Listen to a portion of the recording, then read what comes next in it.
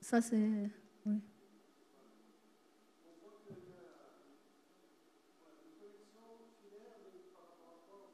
Ce sont des puces, des capteurs. Le portable. Le portable, soit l'ordinateur une application dans l'ordinateur du médecin. Par exemple, quand le patient est dans une structure hospitalière, donc les capteurs ils donnent l'information soit à l'infirmière qui le surveille, soit à l'équipe de réanimateurs, soit... Donc là, l'information permet le suivi, surtout aussi pour les brûlés, pour...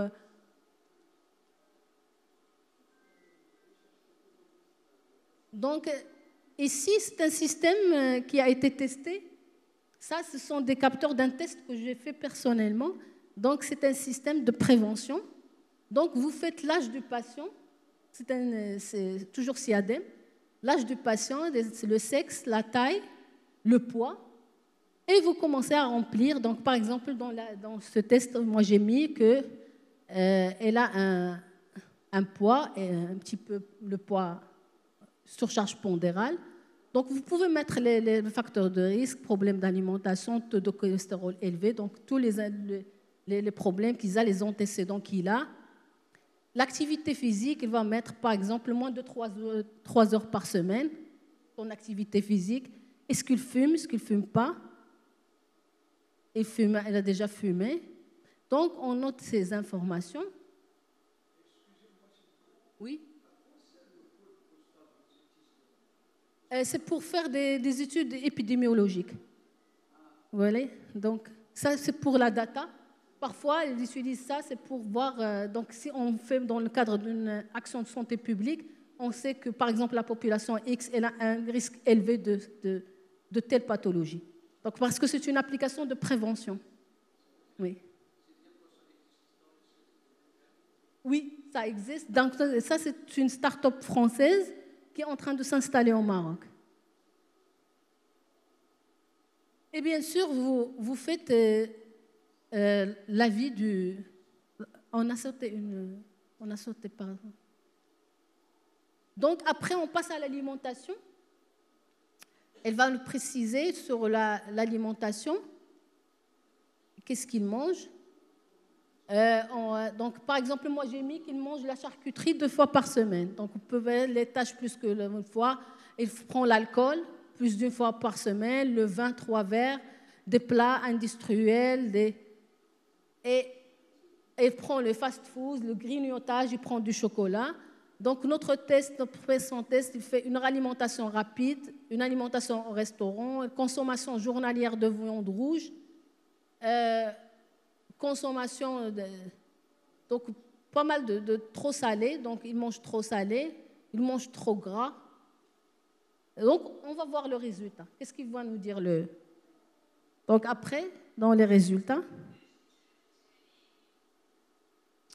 donc on fait, voilà notre avis, il va me dire, veuillez réduire le stress, donc la personne est stressée, la consommation d'alcool doit être réduite, la consommation de tabac, problème d'alimentation salée, de surpoids et alimentation grasse.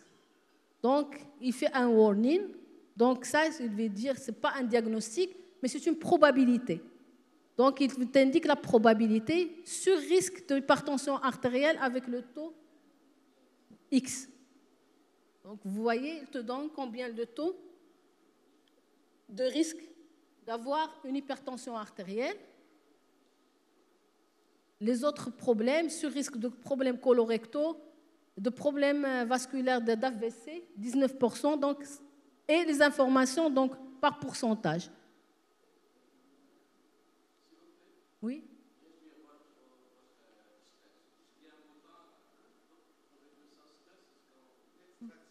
L'extraction du milieu anxiogène. Par exemple, si quelqu'un il a un stress au travail, il doit changer peut-être le mode de travail. Il doit faire attention.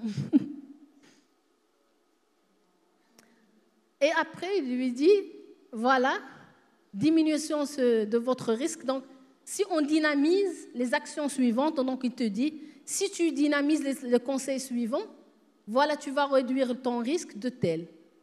Donc, par exemple, si tu normalises le poids, tu arrêtes l'alcool, diminution de graisse animale, de sel, de stress, l'activité physique, l'hypertension artérielle va être réduite à 49%. Donc, une fois, donc, si vous refaites après le même test avec les corrections, elle va te donner de nouveaux résultats de probabilité. Elle te dit conseil sur votre sur-risque reste quand même élevé. Veuillez consulter votre médecin pour l'hypertension artérielle. Donc, vous frôlez l'hypertension artérielle.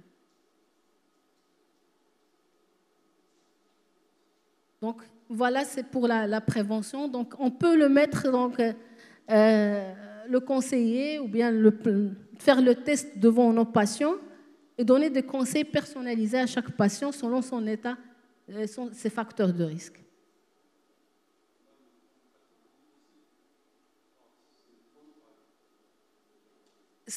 Là, ce n'est pas chronophage, c'est rapide.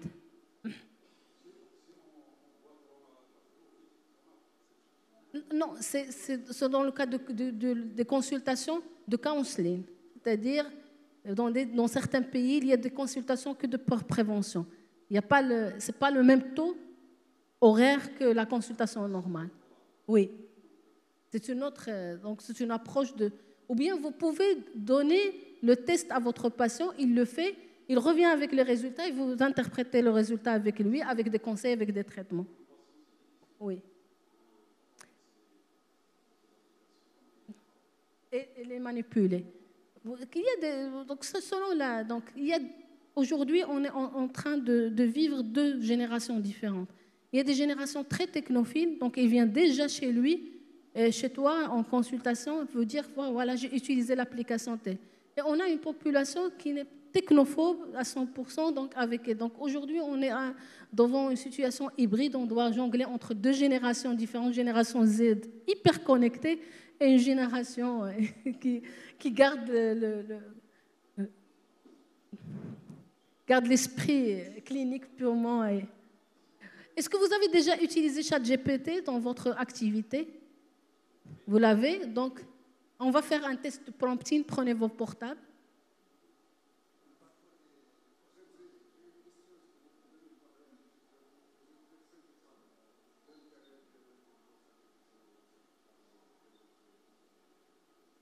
L'intelligence artificielle avec la médecine de travail.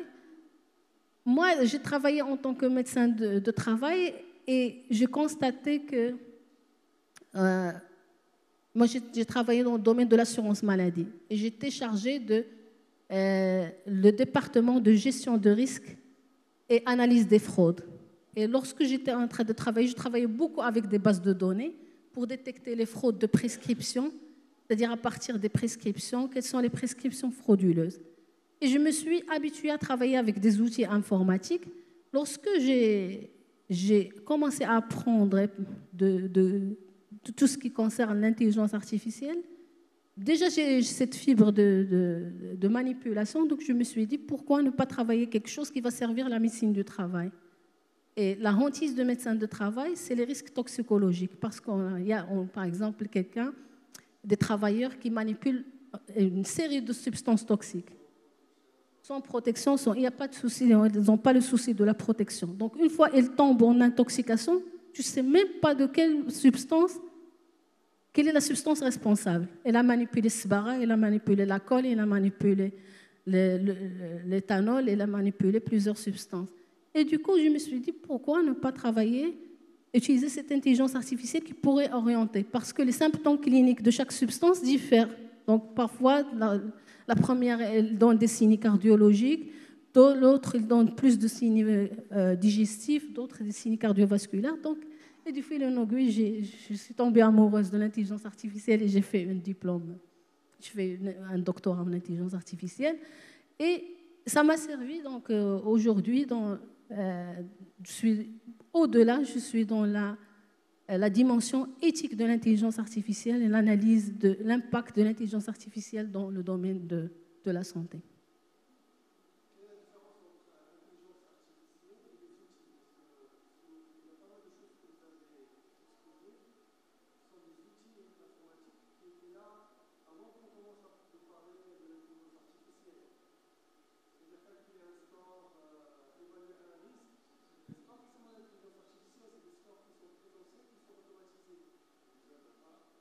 Il y a une grande différence. C'est une très bonne question. Très, très bonne question. Les outils informatiques, ce sont des bases, ce sont des statistiques. 1 plus 1 égale 2. C'est du mathématique. Ça, ce n'est pas du statistique. Ça, elle travaille sur des algorithmes, des compilations de données pour vous donner ce score. Pas statistiquement. Donc, elle fait à partir de bases de données des personnes, des milliers de personnes qui avaient cette compilation de données. Et parmi ces milliers, les 100 qui ont X, Y et Z, ils ont développé ça. C'est dans la prédiction. Donc, c'est notre raisonnement. C'est-à-dire la machine, elle fait le raisonnement. Par exemple, si je montre à une machine la reconnaissance faciale, comment elle fait la reconnaissance faciale? Il ne fait pas 1 plus 1. Il fait une interprétation millimétrique de la distance entre, par exemple, les yeux. C'est millimétrique pour vous dire que c'est le visage de X et ce n'est pas le visage. Il y a même des jumeaux, elle arrive à dire que c'est le jumeau X et ce n'est pas le jumeau Y. Donc, arrivons à prompting. Donc, vous faites sur ChatGPT, faites-moi un compte rendu opératoire pour la personne X d'une appendicite. Rédigez un compte rendu opératoire pour le patient X appendicite.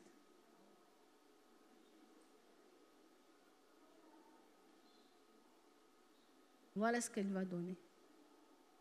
Elle va vous donner... Vous n'avez qu'à faire un copier et le changement des informations. Le patient, M. Omar X, date de naissance. Donc, si vous lui donnez, faites-moi un compte rendu opératoire de M. Omar X, né. Elle te donne les informations, installation du patient installé, antibioprophylaxie, tout ça a été. Donc, vous devez juste changer les choses qui n'ont pas été faites réellement. Et vous faites pour copier-coller, vous avez généré.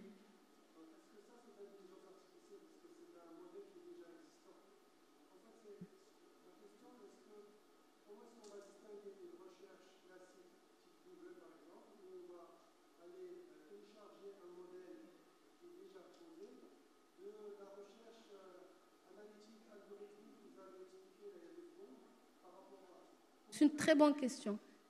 Les requêtes Google, elle te fait des liens.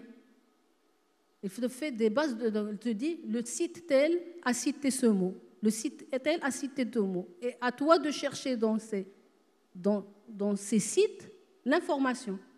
Par contre, l'intelligence artificielle générative, elle anticipe le mot qui vient après.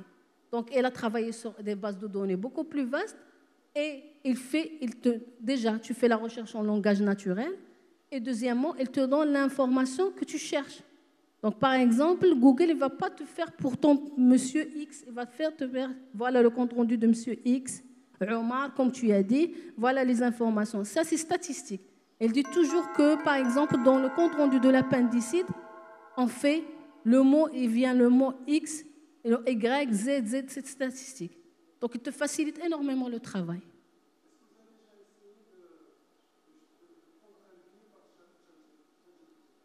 Prendre un billet d'avion, je n'ai jamais utilisé. Justement, parce que lui, il génère le texte. Donc, par exemple, si vous lui dites, faites-moi une ordonnance, elle va vous dire, moi, je ne suis qu'une intelligence artificielle générative, mais toutefois, vous pouvez prescrire X, Y, Z.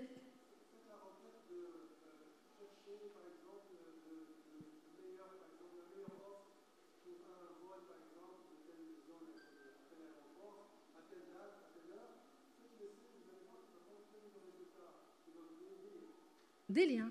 Ouais.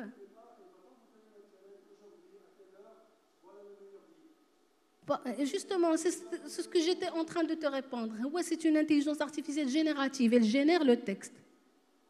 Mais je suis pas Google. Il ne fait pas la recherche dans la toile des informations. Par contre, Grok ديال X, ديال Elon Musk. Télécharger Grok, il te ramène les liens de Google. Il génère le texte. Il va vous donner le lien en bas.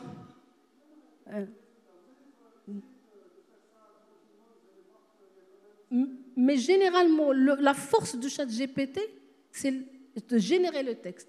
Donc, si vous avez par exemple un mail, vous pouvez dire, je veux répondre au mail de monsieur en lui disant que par exemple, j'ai une contrainte X, Y et que je ne peux pas être. Il va rédiger le mail, il va vous dire cordialement et vous pouvez le...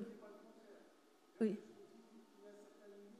Oui, bien sûr, il a beaucoup de limites. Par exemple, un médecin avait posé une question, il m'a dit, faites-moi le calcul X plus Y, donc un chiffre, et s'est trompé. Il lui a dit, non, c'est pas vrai, c'est faux. Voilà le résultat.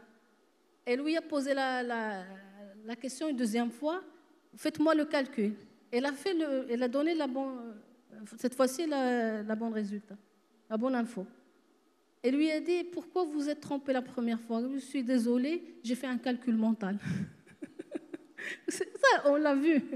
Najib, vous voulez dire quelque chose? Hein?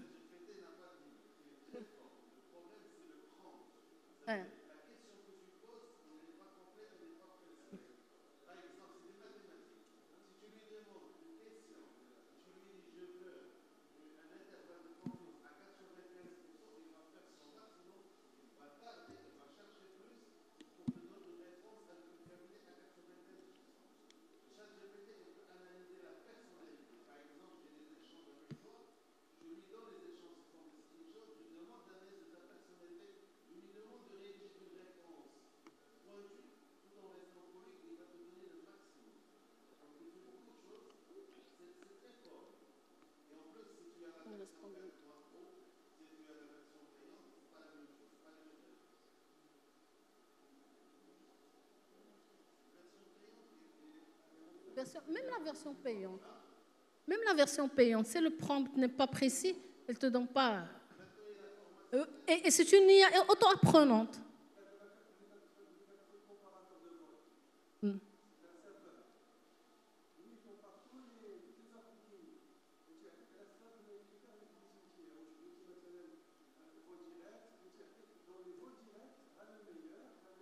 Hmm. Ça aussi, c'est une intelligence artificielle. Elle dit prédictive.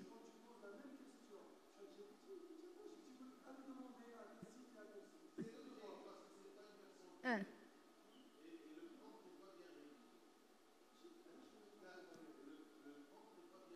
Et même la nature de l'entraînement.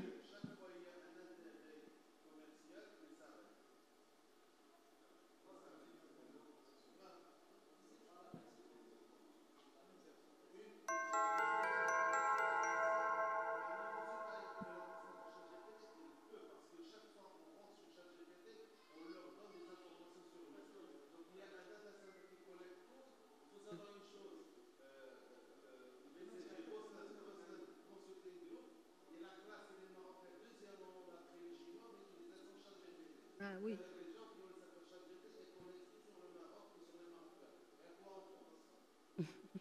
Ils sont les premiers, les deuxièmes après les...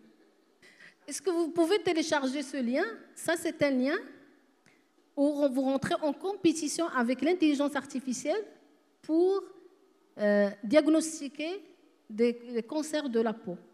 Donc, elle va te donner des images et lorsque une fois vous faites l'enregistrement dans l'application, vous recevrez un test, vous êtes versus l'intelligence artificielle, vous faites l'interprétation des images et l'intelligence artificielle fait aussi l'interprétation avec vous. Après, vous allez recevoir un score qui a réussi. Le pire, c'est que toujours, elle m'a toujours eu. L'intelligence artificielle, j'ai toujours eu un score, moi. Donc, si vous avez le temps de l'essayer, prenez le lien. Presentation time is over. Please conclude. Presentation time is over. Please conclude. Presentation.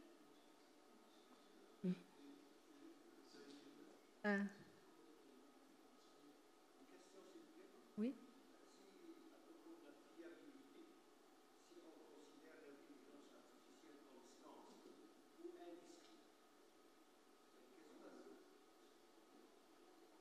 comme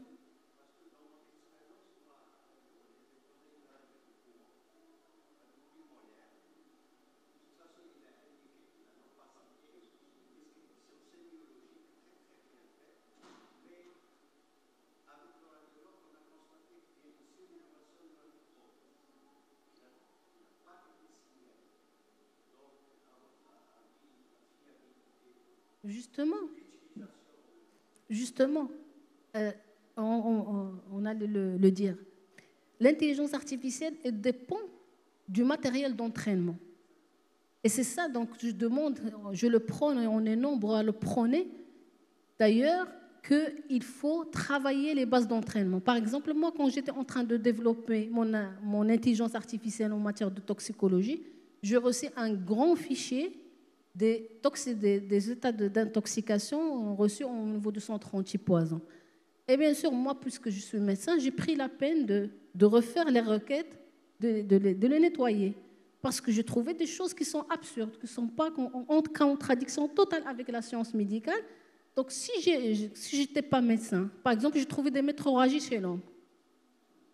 Donc, je ne peux pas faire l'entraînement alors qu'il y a des métrorragies sur des lignes où il y a métrorragie. Il y avait des choses, par exemple, des signes qui ne sont pas parlants, qui vont que troubler la requête. Donc, j'ai nettoyé la requête pour pouvoir après faire l'entraînement.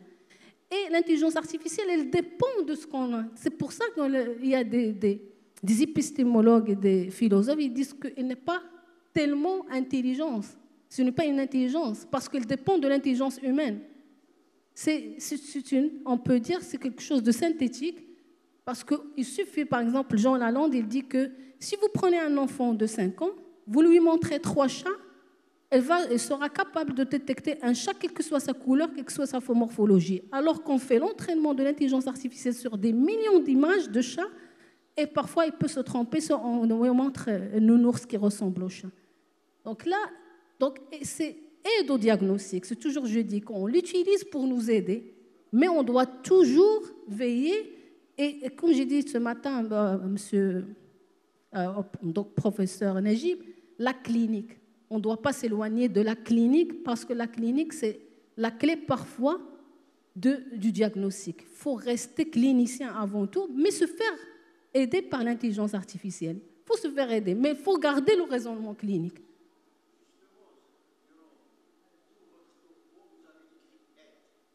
Aide au diagnostic, oui.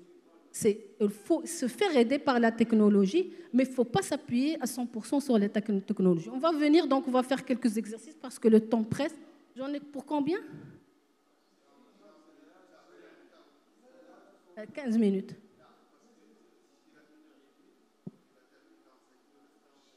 D'accord. Donc, on va faire cet exercice ensemble. Monsieur A, elle a 55 ans. Hypertendu, consulte pour des douleurs thoraciques aiguës survenues il y a 2 heures. À l'accueil, il y a eu de nombreux patients. L'établissement utilise un outil d'intelligence artificielle de triage automatique. Donc, dans certaines urgences dans le monde, il utilise un système d'intelligence artificielle comme celui qu'on a montré. Donc, vous vous présentez et quelqu'un de la famille commence à répondre sur un certain nombre de questions. Au niveau de l'intelligence artificielle, c'est l'intelligence artificielle qui décide est-ce que c'est urgent ou c'est pas urgent. Donc, le degré de l'urgence. Pour prioriser. C'est le triage des patients, donc c'est automatique par l'intelligence artificielle. Et qui donne la probabilité, donc cette intelligence artificielle, elle a donné probabilité d'infarctus de myocarde et elle a passé le patient en extrême urgence. Donc, comment l'IA peut-elle aider ici, à votre avis?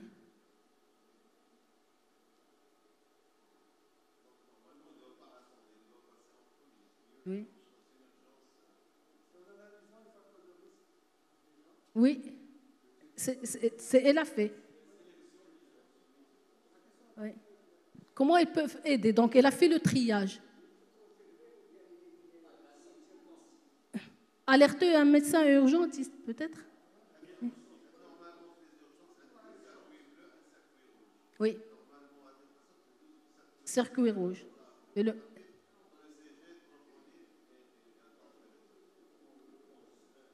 Elle pourrait...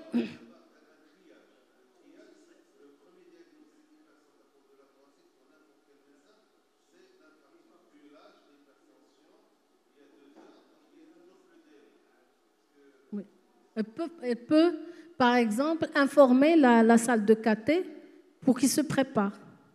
Donc, une fois, ils sont nichés dans la salle de caté. D'ailleurs, c'est ce qui a été fait à Copenhague, au Danemark. Donc, qu'est-ce qu'ils ont développé? Ça, c'est opérationnel au Danemark. Donc, c'est une application qui est donc l'équivalent du 19 chez nous, donc l'appel d'urgence. Ils ont placé une intelligence artificielle qui fait la détection de la voix. À partir de la voix de la personne qui est en train de parler au téléphone, elle peut détecter un infarctus du myocarde. Et elle envoie directement des médecins urgentistes et une ambulance équipée pour le prendre en charge en étant un infarctus de myocarde. Donc, la prise en charge, il commence au niveau de l'ambulance. Et bien sûr, quand il arrive, la salle de caté, tout est préparé. Donc, ça, c'est comment l'intelligence artificielle peut aider.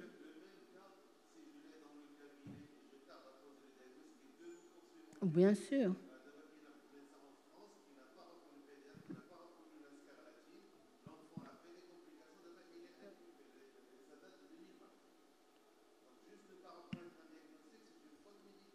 Oui. Oui.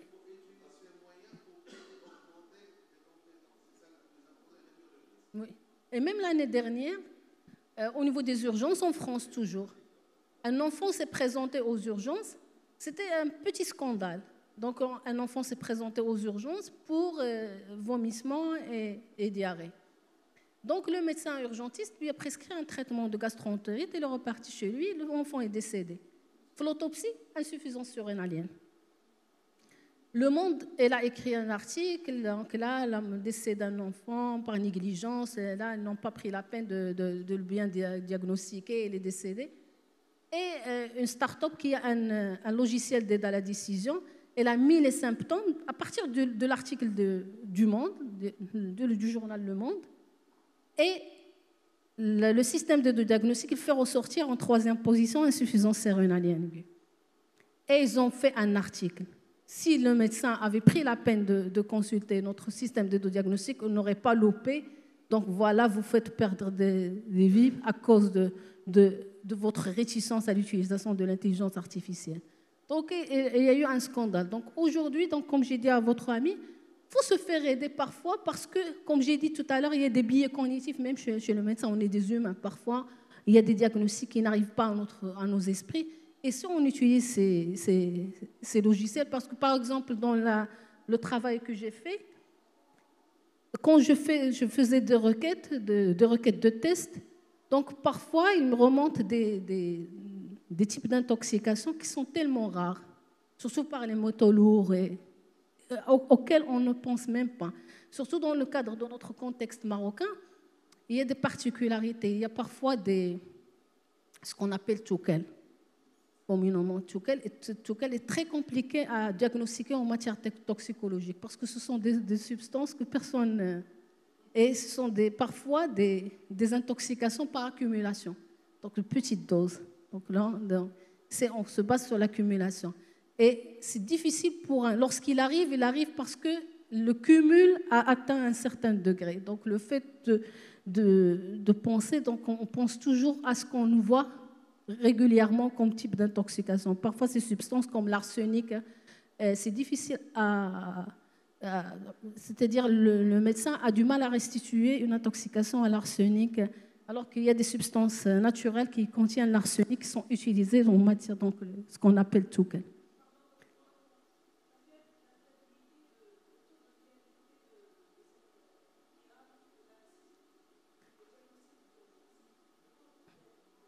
Ça dépend. Donc, parfois, elle atteint 90%. C'est la base d'entraînement, elle est fiable, elle est très bien faite. C'est pour ça qu'il faut un système de validation de ces systèmes d'intelligence artificielle. C'est ce que je demande. C'est l'équivalent de l'AMM. C'est-à-dire, lorsqu'on met en vente une application d'intelligence artificielle, il faut qu'il y ait une commission qui fait l'analyse des data sur la base d'entraînement, les codes et la fiabilité.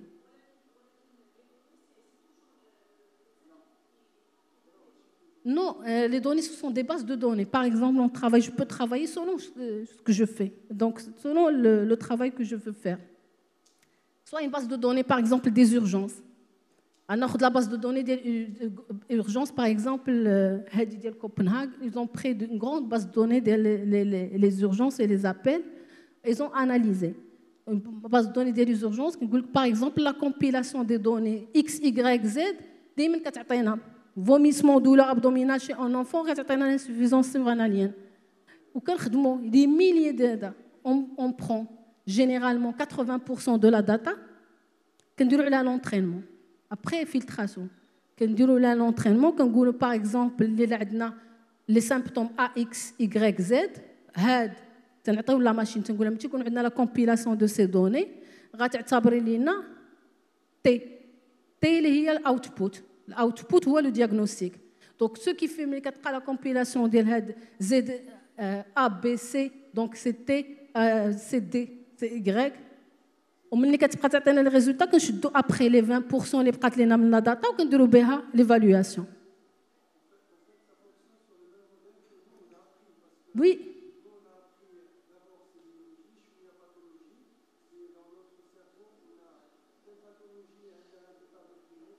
Exactement. Bayésien.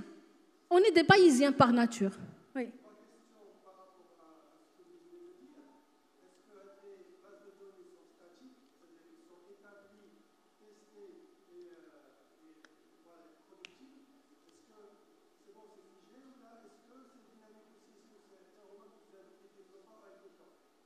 Oui.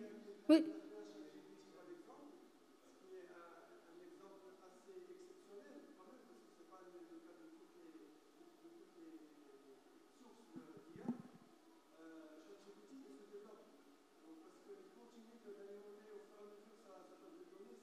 Auto-apprenons.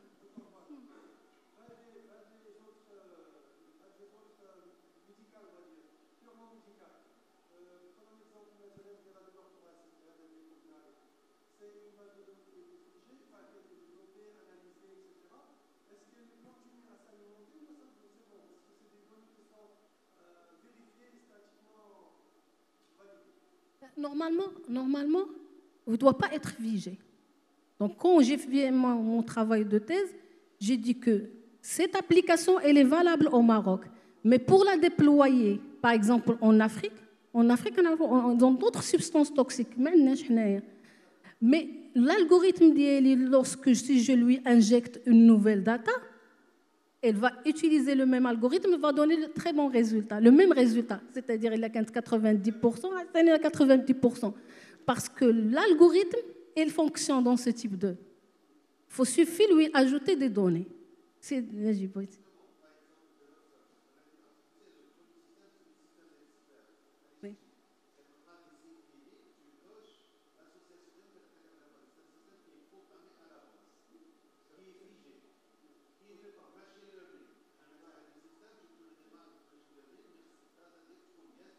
Oui. Bien choisi.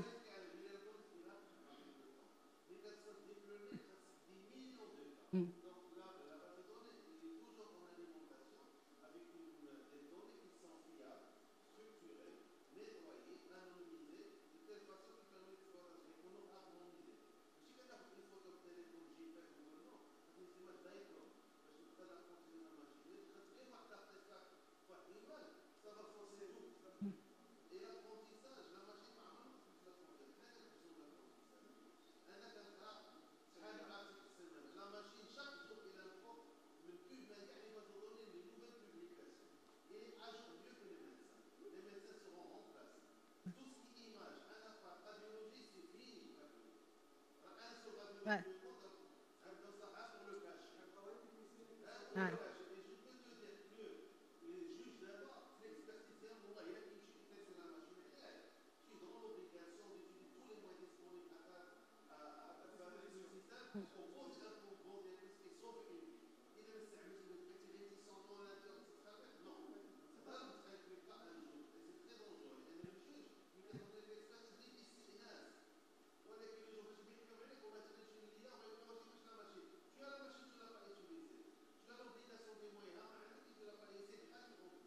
Oui, moi j'ai vu que une telle situation. il y avait un petit problème de fraude concernant des prescriptions. Et et je me suis présentée pour expliquer, entre parenthèses, la police, le raisonnement. Et le policier, j'ai oublié le purpura, thrombopénique, j'ai des articles et des informations sur l'intelligence artificielle, où j'ai lu les nouveautés thérapeutiques, comme quoi certains médicaments ne sont pas indiqués dans... C'est-à-dire qu'aujourd'hui, l'information est devenue accessible et disponible. On n'a pas le droit de dire qu'on n'a pas consulté une intelligence artificielle. Donc, à votre avis, comment expliquer aux patients l'usage de cet outil? Qu'est-ce qu'il va penser le patient, parfois? La perception du patient, parfois, elle est très dangereuse. Moi, j'ai accompagné un patient et le médecin était en train de se faire aider par un logiciel d'aide à la prescription. Elle a sorti, la patiente, elle m'a dit, apparemment, ce n'est pas lui qui parle, c'est l'ordinateur qui parle. Parce que lui avait dit, c'est un rhumatisme réactionnel, vous n'avez rien à faire.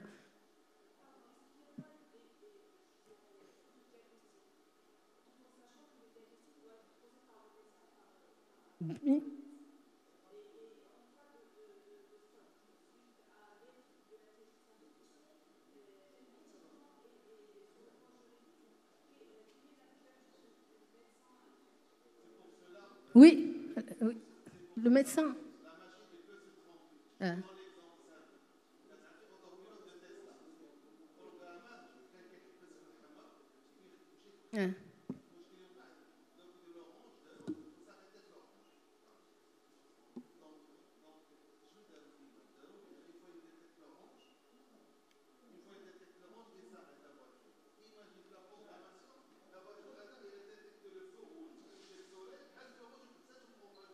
Oui.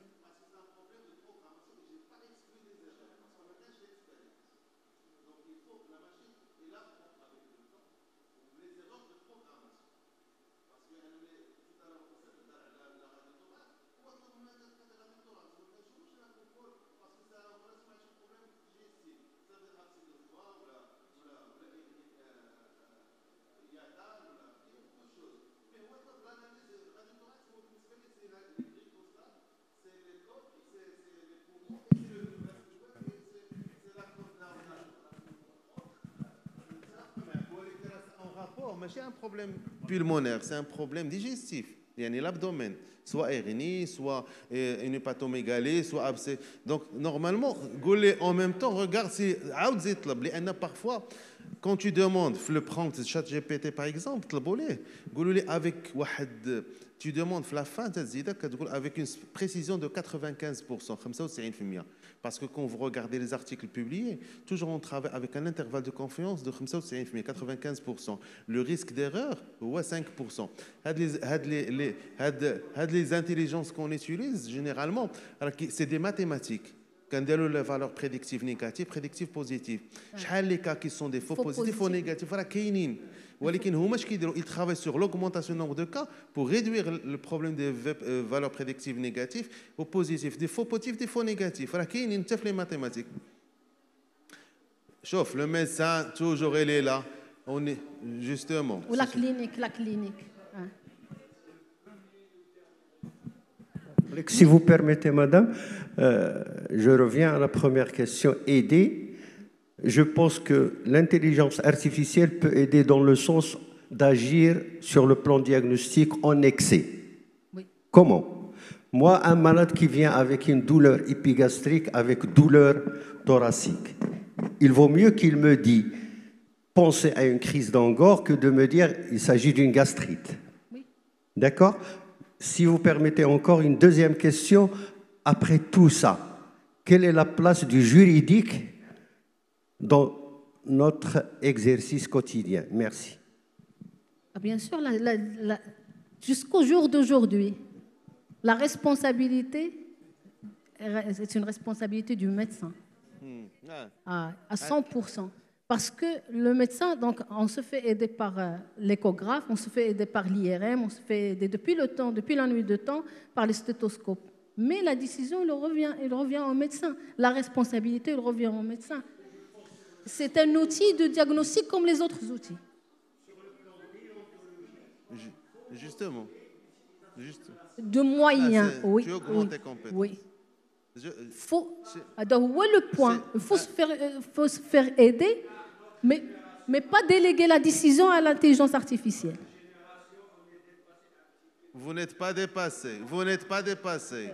ما تكونش غير la barrière psychologique. شوف, on n'est pas dépassé. Augmenté. On est augmenté. Pas dépassé. شوف, c'est l'humain qui a fabriqué هاد l'IA. وانت اللي ولدتي هذوك الناس اللي ديفلوباو هذا الشيء. فهمتي؟ انت اللي ربيتيهم وقريتيهم. Il faut avoir confiance en soi وتقول انا j'ai besoin d'une formation. حنا le but ici c'est quoi? C'est que de montrer qu'il y a des lacunes, qu'il y a un problème. Il n'y a pas de difficulté, il suffit d'avoir la volonté ou de dire je veux avoir une formation. C'est très facile. Alors qu'il y a des formations en ligne, vous pouvez les avoir gratuitement. Et bien, chez le cas, j'ai un cas où je peux alimenter le cas et renforcer l'apprentissage. Quand on a un cas avec douleur thoracique, le même tableau, sus décalage ST, troponine, taléine. Qu'est-ce qu'on fait le cas? Quand on a ce qu'on appelle le traitement adjuvant. يعني كنعطيه la cardioaspirine, l'Ovenox 06 en attendant نطلعوا salle de caté. Le problème ملي وصل donc غادي نبين salle de caté et c'est avéré il y a comme une embolie associée. دخلنا l'angioscanner, c'était une dissection de l'aorte. وشكون اللي عطاه l'anticoagulant? Le médecin. انا راه عندي لي سين اون فافور d'un infarctus de myocarde ولكن فين جات la dissection من l'aorte في la sortie des coronaires qui a donné la souffrance myocardique. وهذيك تزيدها في هذا السيستم ويقول فيه اتونسيون tu risques d'avoir une dissection de l'aorte. راه داك الشيء ما كنعرفوش لي مارد اونتر طون درت ليهم لو تريتمون ادجيفو ومات ليا في الطريق. راه حنا parfois le risque d'agir en excès متفق معاك ولكن le problème si tu perds واحد 2 heures 6 heures وصلتي والله يتبعك المريض للتريبيونال pour soit thrombolyse AVC. Il faut pas retenir le patient. La solution, il faut l'avoir في le cabinet. Le cabinet ما كيتعطل عندك غير 4 سوايع كيتسناو صلاه تقول لي AVC سير راه يقدر يتبعك. Faites attention. Il est en train d'installer son déficit وانت tu es inconscient. Pour moi, il faut mettre une infirmière qui a la solution qui est très intéressante. Il nous reste 2 minutes. Donc on va essayer de répondre sur ce suivi de diabète parce qu'on a vu l'application mobile.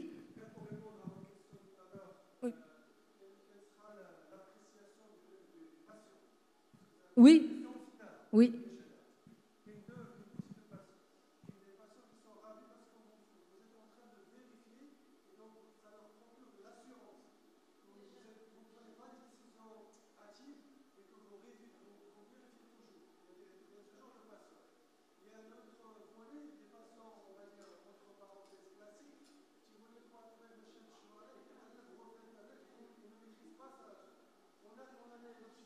Oui, il faut lui expliquer. Alors,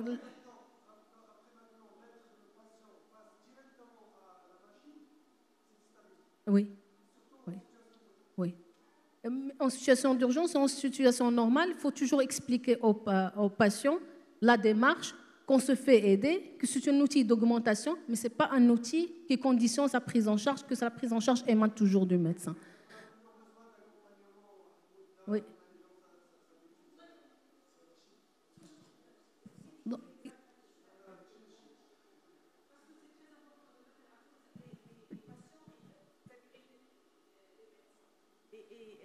هذا لو بوين ديال الميديكو ليغال في هاد الانتيليجنس ارتيفيسيال الله يخليك الا كاين شي توضيح.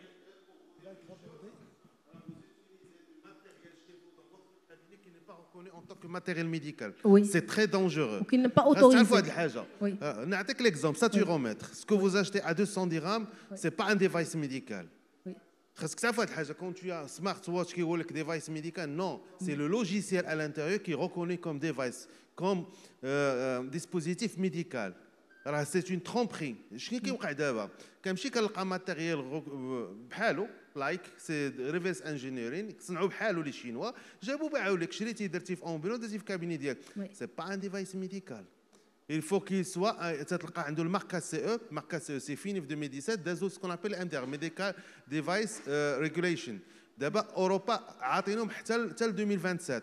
المغرب il est en train de s'aligner. Tant que tu n'as pas le marquage CE, faites attention. l'étude clinique, c'est un device médical. Il faut faire une validation clinique. ما نستعملش شي حاجة qui n'a pas de validation. ولكن شنو le rôle بحال الأستاذة شنو قالت لكم؟ Utiliser ça pour s'aligner avec le malade. بعدا ما يمكنش يعطيك un diagnostic انت تولي غاطي. هنا c'est la réputation, c'est l'image qu'il voit. ما تبقاش la confiance. Vous savez très bien في الكابيني le principe c'est la confiance qui يدخل غير لا هضرتي معاه وثاق بك راه غيخرج مرتاح. Oui, c'est un précurseur pour aller vers la confirmation clinique et biologique et bien sûr radiologique du diagnostic. Il y a l'étincelle, voilà, faut pas aller à côté de quelque chose, passer à côté de quelque chose de dangereux. C'est très efficace en ce sens. Je vais juste dire ce que j'ai compris. L'intelligence artificielle, elle doit nous aider à être plus efficace. Oui. La responsabilité, la diagnostic. Oui. Vous devez suivre la démarche diagnostic comme il est. C'est ça. Il y a quelque chose qui doit. Oui. Tu vas être dépassé بكل شيء. سمح لي ما سمعتش. هو بحال كيعاونك في الترياج في الرابيديتي ديال لاكسيون داك الشيء.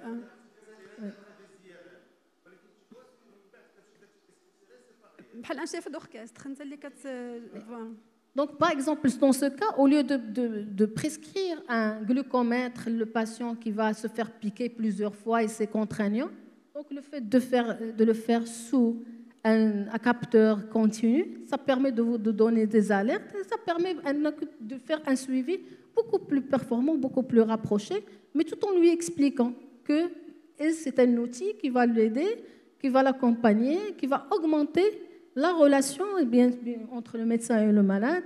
Et bien sûr, les données seront apportées en consultation. Ça va augmenter la clarté dans la prise en charge et la prise de décision. Donc, j'espère que c'était bénéfique. On aura encore une séance l'après-midi. Et on va parler de l'aspect éthique beaucoup plus... Bien sûr.